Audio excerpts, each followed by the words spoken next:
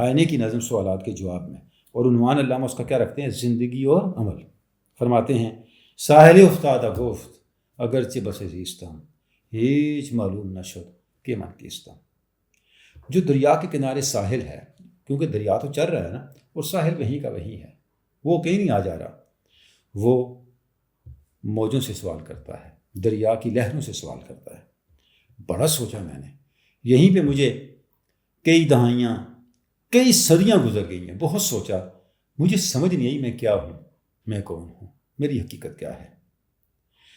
جب وہ یہ پوچھتا ہے تو موج از خود رفتائی تیز تر خرامید و گفت ہستم اگر نیروم اگر نروم نیستم۔ تو ایک دیوانی موج جو دیوانگی کے ساتھ آگے بڑھ رہی ہے، وہ ساحل کا یہ سوال سن کے اس کی طرف متوجہ ہوتی ہے، اسے کہتی ہے میں تجھے بتاتی ہوں حقیقت ہستی کیا ہے، تو کون ہے، میں کون ہوں، میں تمہیں بتاتی ہوں۔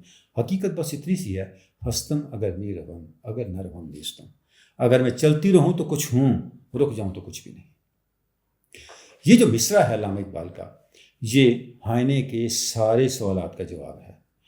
اسی لیے علامہ اقبال نے اس نظم کا عنوان بھی زندگی و عمل رکھا ہے کہ چلتے رہنے کا نام عمل ہے، اور عمل ہی وجود بھی ہے، اور عمل ہی زندگی بھی ہے۔